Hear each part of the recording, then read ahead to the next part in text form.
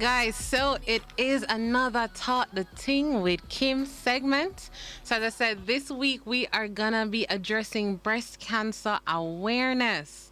So, as we probably already know by now, Breast Cancer Awareness Month is October, every October. It's a movement that is aimed to increase awareness, as I said, and reduce the stigma linked to the symptoms and treatment of breast cancer. Early detection can start from home. Doctors suggest that women perform monthly breast self exams. In addition to yearly screenings and mammograms, self exams can help women to monitor changes or abnormalities that may occur in their breasts. It is important to remember that breast self exams are never a substitute for clinical breast exams or mammograms, right? So it is recommended that women below the age of 40 are to receive these mammograms at least every 3 years. And if it is that you're over 40, then you should schedule yearly mammograms and clinical breast exams. Right? So that was just a bit of feedback, a bit of background information regarding it. And today we have, listen, a beautiful soul. I've gotten the privilege of speaking to her earlier this week. We have Christene Soutar. Christine, are you able to hear me? I'm hearing you loud and clear, Kim. Can you hear me? Yes, I can hear you. I have to say thank you again for agreeing to be on our show, all right? That's fine. You're most welcome. Thank you for inviting me. All right, so let's get right into it. I wanted to know a bit of your background before we even get into, how you found out or the whole journey for you. I want to know, what was your lifestyle like in terms of health and fitness before your diagnosis? All right, well, it was my lifestyle was pretty typical. I was I have I was a mom of one, a boy, at the time. Health and fitness, it was pretty much exercising, but it wasn't consistent. You try to eat healthy here and there, not overindulge in certain foods. Um, but I think I was doing pretty okay when it came on to eating foods and exercising workout. I think what happened with me, I stressed out more about not being consistent with exercising and eating the correct food than actually doing all of those good stuff. So most persons would see me as a health freak or a workout freak or a gym bum, but I mean, that was the image I tried to paint because that's really what I wanted, but it never lasted very long. But anytime I fall off the train, I would just get back up and try again. But it wasn't just that I didn't want it. It wasn't just that it was. I mean, self motivation is a little bit hard. You know what I mean? And then when you have a child and you're a wife and you have all these duties to perform, and then not knowing how to balance your life can also help to just mismanage everything. So I think that's what happened. But that's pretty much what it was before my diagnosis.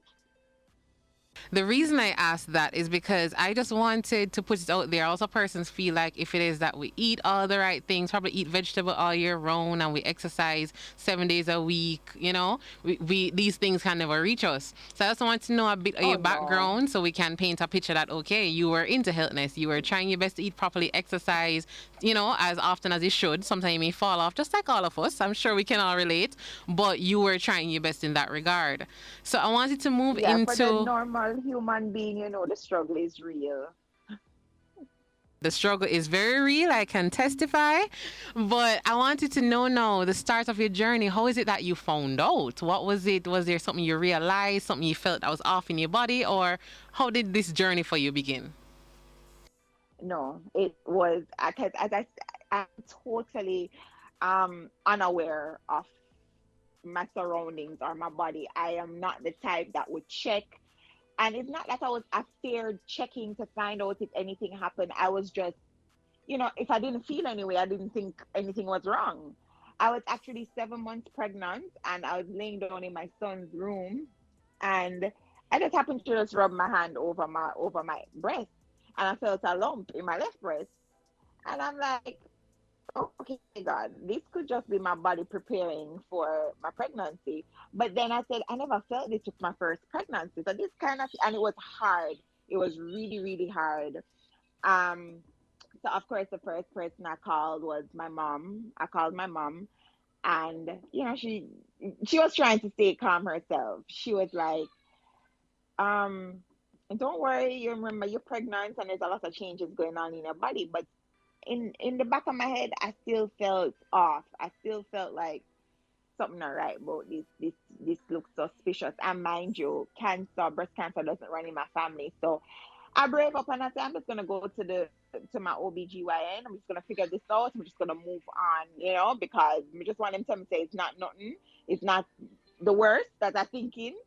And only to happen, I went to my OBGYN and she referred me to another doctor, and we did an ultrasound. After we did the ultrasound, he said, the ultrasound came back and said they have to do further testing because it looks suspicious.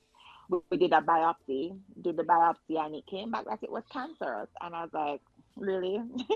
At first I was in disbelief, but I mean, of course, my need bottle, I ball, I cry, I was just, you know I'm set. But at the end of the day, I'm 7 months pregnant, so I had to try to still be strong and not put my body in more stress.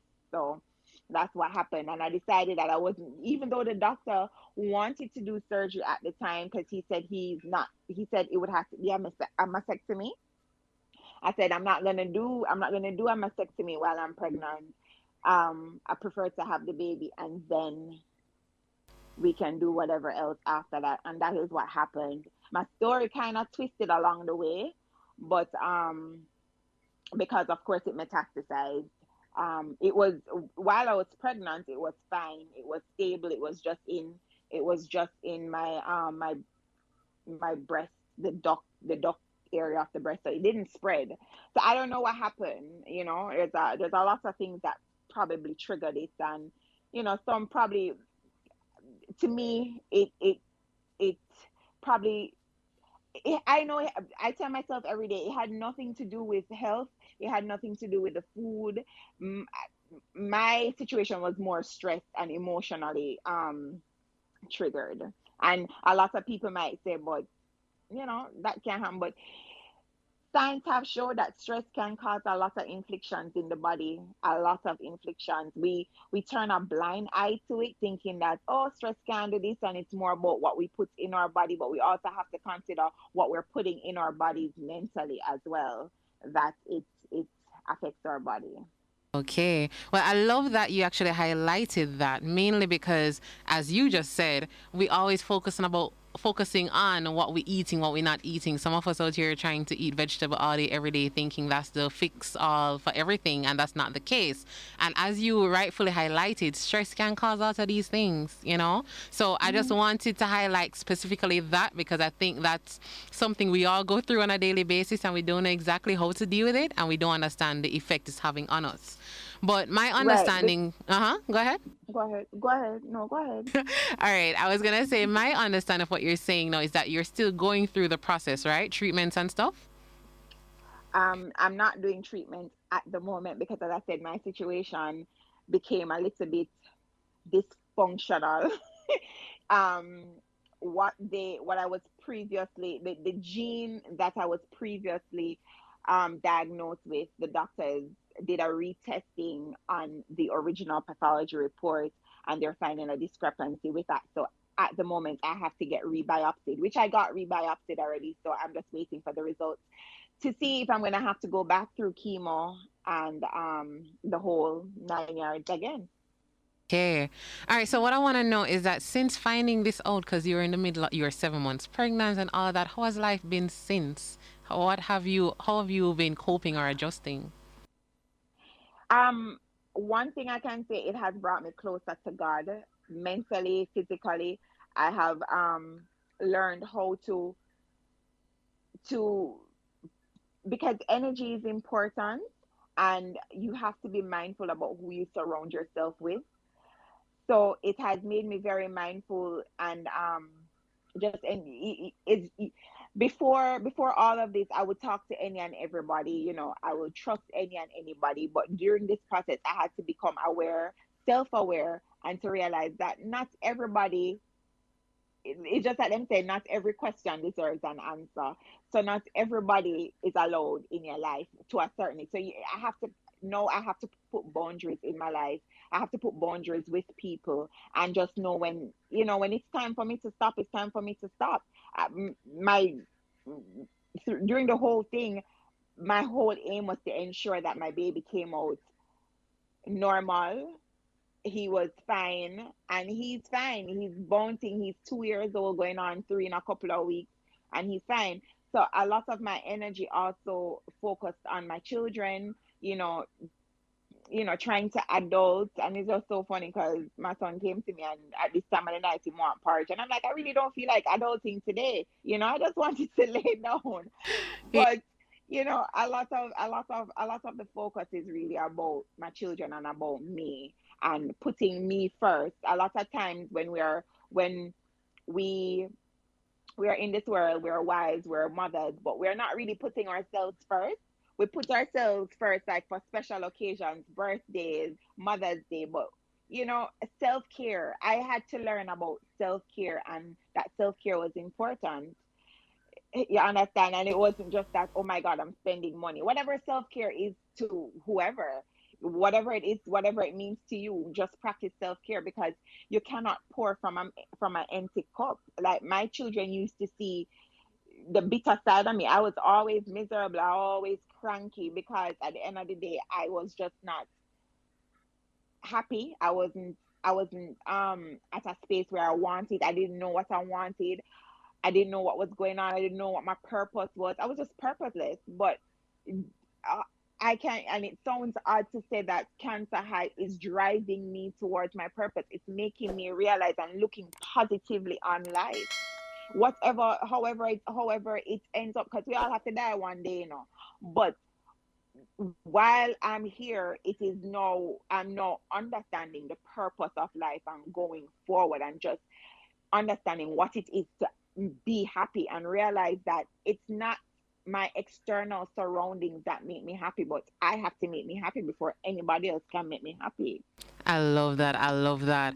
And I wanted to go into the final question was to be what recommendations you have for other women out there, other persons on this journey. You've already dropped some gems. I have to give you that much because I mean, just listening to you just now, I've learned so much already. But do you have any advice for anybody specifically going through this journey, probably just starting it or in the midst of it, or just for women in general? Um, yes, for persons who have been diagnosed, I or like newly diagnosed, my first advice to them is carry somebody who knows or who has been through this journey with you to the doctor. Don't carry somebody who don't know anything, because one thing is gonna happen is that you're gonna go inside the doctor's office, and because you are so petrified, you're not gonna know what questions to ask. You're just gonna be just so blown away because it's a lot to deal with. Ensure that and another thing, Kim, support system is major. It's major. I had one of the greatest support team ever. I mean, people pitching to do so much. Like I was just overwhelmed.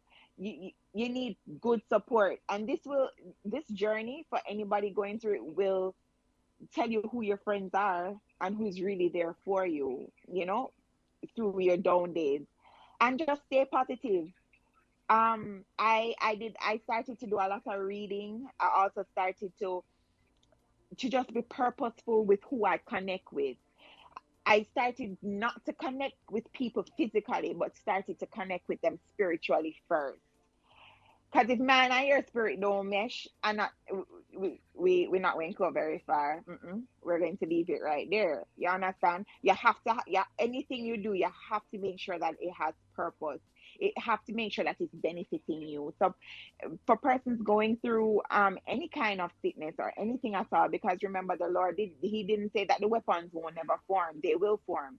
But what you have to do is now prepare yourself for when the weapons form. You have to ensure that your support team is strong. You have to make sure that you are strong mentally, whatever it means, whether it means that you need to meditate, you need to read, whatever it is that you need to do it. If you want to jump off of a plane, go ahead. Do whatever you want to do, whatever makes you happy. just do it and don't think twice about it. Okay, I love that. I love that. I would like to put out there, if you're jumping off of a plane with a parachute, Yes, please. yes, yes. Right? Skydiving, yeah. Skydiving. I Yeah. get it. I Not get what just she jump, meant. but yeah. But Christine, I have to Skydiving. say that your story is powerful. I have to say your bravery, to share this story, and especially because you're still going through it. Some persons, I think it's a little. It may be, I could be wrong. It might be a little easier sharing it after. In the midst of it, it takes also courage. And I have to say thank you for that, for coming on air You're and telling welcome. us exactly what's going on with you right now and the advice that you're sharing with others. And on that Yes. note, Fantastic 93 FM would like to gift you. So we'll reach out off air because she's not even in the country, guys. And she was willing to be on the phone with us to have this discussion. So I hope you guys were taking notes. And ladies, if it is that you're not doing your checks, you need to go do it. Start the self checks. There's a lot of information online. All right. All right. So you have any big And ups just before? another thing, just Uh huh. yeah, just another thing I wanted to add, because I know you said that for persons over 40, they're supposed to, get yearly testing. It can happen to anybody. And I realize that nowadays it's been happening to persons as young as 25, as young as 2023. It doesn't matter what age you are, or it don't matter if it run in your family, because the gene really has nothing to do with it. It's the environment that controls the gene that allows certain things to happen in your body. Just check yourself. Like, we all know, when we go through our cycle, we check ourselves the week after, because during our cycle we do have lumps in our breast. But even if you're not checking your breast, just ensure that you're seeing your gynecologist and your doctor regularly. I mean, it doesn't hurt. Love that. I love that advice. That's actually very wise advice. So thank you again, Christine. You have any shout outs before you go? Anybody you want to big up? Um, just all my support team. I have my friends, our niece, Trishini. I also met a lovely young lady that is also go a warrior. Her name is Jodian Blackwell, and we've connected. And I absolutely adore her and love her. We only started talking 2 days ago, but she's a wonderful soul. And just for all the survivors, all the warriors out there, just keep fighting.